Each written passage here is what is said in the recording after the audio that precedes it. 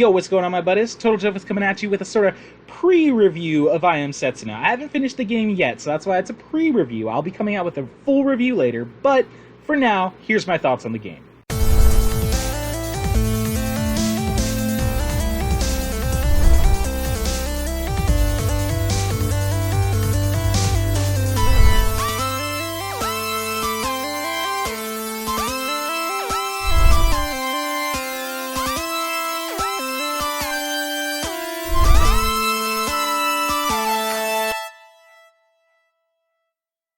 Okay, so if you guys have been keeping up with my channel at all, or my Twitter or anything, you guys know that I've been playing the hell out of I Am Setsuna, which so far is so living up to the promises that they made. Oh man. Now, again, this isn't going to be an actual review just yet. I'm not going to be giving anything scores until I've completely finished the game. This is just my thoughts so far on how far I've gotten in the game. So far, I've got 5 party members out of 6, and I won't spoil anything, so I won't really say where I am, but I'm guessing I'm probably halfway to maybe 2/3 through the story, somewhere around there. But I've had a lot of opportunity to get to know how the game works, to get to know where the story is going, to get to know each of the characters and things like that, and I really wanted to give my thoughts out there to really help try to get this game to succeed. Because I love JRPGs, and I love that Tokyo Game Factory managed to successfully create a Golden Age RPG, so I really want this game to succeed. So that's why I'm really trying to get as many videos out there about I Am Setsuna as possible. So, on to what I think about the game so far. So far, I usually go with 3 categories, and that's story, graphics, and gameplay, which I won't be going, too in-depth, like I said, until I do my full review, but I will still give my thoughts on those. Story so far, I will say this, there is a lot of mystery in this game, which is badass. I love when an RPG does not give you everything up front. You don't know everything that's going to happen at the beginning. There's a lot of twists, there's a lot of, reveals, there's a lot of, morally gray areas where you think you're doing right, but you're kind of on the fence there. Like, you find out later on it might not be so right, and I love that. I love that the story is not simple, that it's not just straight from A to B, that it's got a lot of twists and turns, it's got a lot of emotion behind it, and, I mean, it's everything Star Ocean Integrity and Faithlessness isn't. And I say that because I was super excited for that game when it came out, but its story just disappointed the hell out of me. I Am Setsuna, on the other hand, is absolutely impressing me so far with the story. I will say that it's not as grand scale as some other JRPGs tend to be. It doesn't have quite as much to it as, say, any of the Final Fantasies, or, say, Chrono Trigger, things like that, but you also have to consider that this is a fairly small company making this game. I mean, if I remember correctly, I think it's only got somewhere between 20 and 40 employees in total, like, all around. And so, you gotta kind of consider that into the fact, and also the fact that this game is only about 20 to 30 hours long, give or take. I mean, I'm sure there's going to be speedrunners that'll beat it in like 10 hours. I'm sure there's going to be people like me that are going to be completionists and probably end up taking like 30, 40 hours. Who knows? But, yeah, the story isn't as big and grand as some JRPGs, but it is good. It is very well written, very emotionally driven, and so far I'm really enjoying it. Now, when it comes to the graphics, the whole thing about I Am Setsuna is that it's really trying to recapture the days of the Golden Age RPGs. So it doesn't have graphics of, say, Final Fantasy 15, or Star Ocean Integrity and Faithlessness, or Persona 5, things like that. It is definitely scaled down, but not all the way to where it's like 2D or anything. It is still all 3D graphics, but it's on a sort of... It definitely makes you feel like you're playing a Golden Age RPG, just with New Age graphics. That's all it is. They are still definitely kind of, anime style, kind of... lesser, a little bit more toned down, that sort of thing. But it is still beautiful. I mean, obviously they're not going for super realistic, because, Golden Age RPGs weren't super realistic graphics-wise. So they are still keeping that.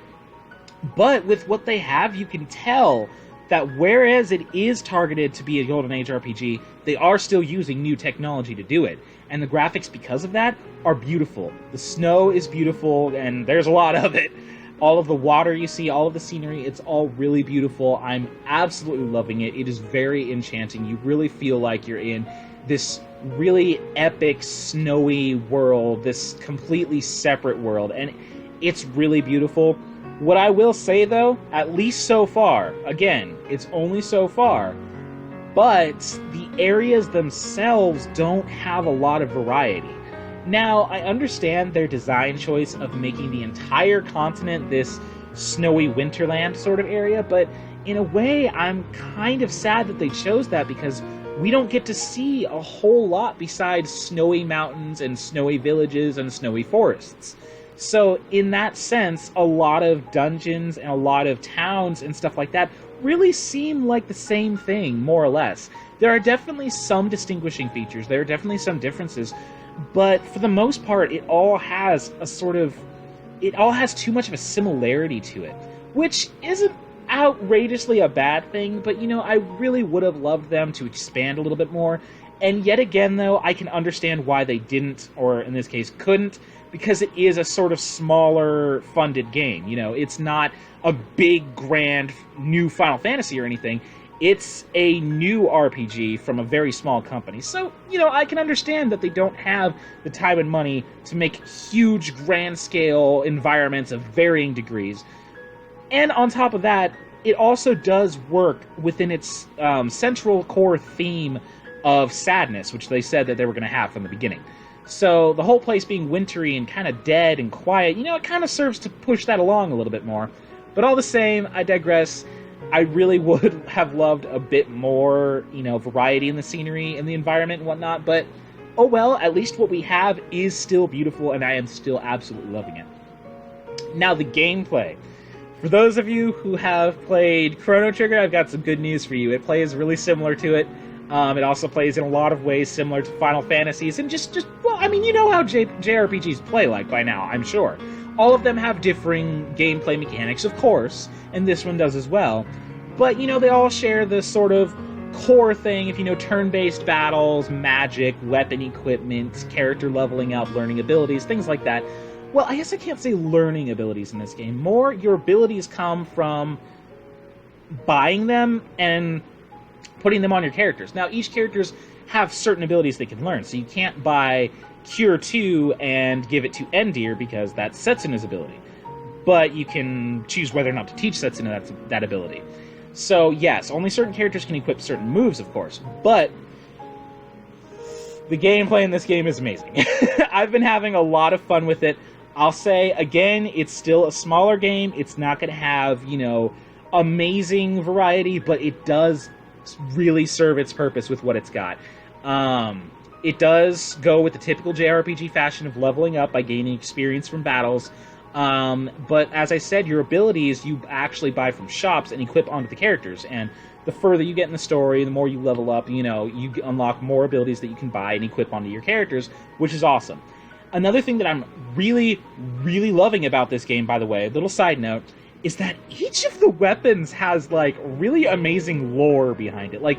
There's not a single part of this game that doesn't have lore behind it, and that is so amazing. Even something as simple as just the general category of weapons.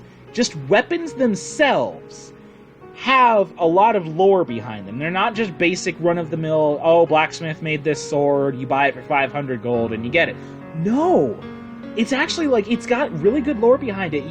It's not really spoiling anything by me saying it, but if you don't want to hear about it, skip forward in the video.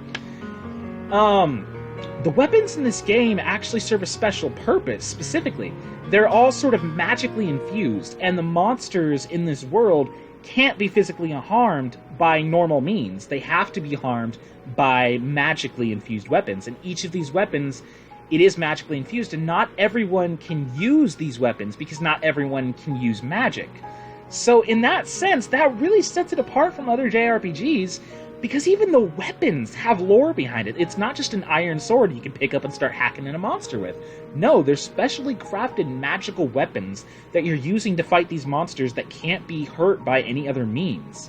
So I always found that really amazing in this game.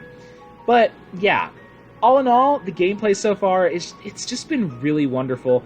I mean, like I said, it's not overly complicated, it's not, really grand like some other games might be, but it definitely serves its purpose, and it is highly entertaining. So So far, again, I'm not scoring anything, but this game looks like it's going to be heading towards more of the 30 out of 30 end, all things considered, because it is just wowing me so much. I'm having so much fun with it, and I mean, I don't know what to say besides that, guys. It is serving its purpose of giving us an RPG like they were back in the day. And yes, it isn't as grand as some of those RPGs were, but what I see this more as is kind of like an experiment. And if this experiment succeeds, then we can get more RPGs out of the Tokyo RPG Factory like this. And if we get that, I'm never going to argue. I mean, there's already speculation that I Am Setsuna might end up being a trilogy, so I mean, if it works out like that, I will be completely happy with that. I'm not going to argue in the slightest, so here's hoping that everybody else is going to love this. I've seen a lot of reviews going around that are very positive. There are the occasional negative ones, but it definitely seems like most people are enjoying this, and I definitely believe if you enjoy JRPGs, you will enjoy it too. Definitely get out there and play it. So, are you guys playing I Am Setsuna? Have you already finished it? Have you not even started it? Do you not care about the game? Leave it all in the comment section down below. I want to know. Definitely leave a like on this video, because I definitely want to get the word out about this game. Like I said, I really want it to succeed as an RPG fan. And definitely subscribe for future videos, because I'll be uploading multiple videos every week as usual. So, that'd be about it. So until next time, stay pretty, my buddies.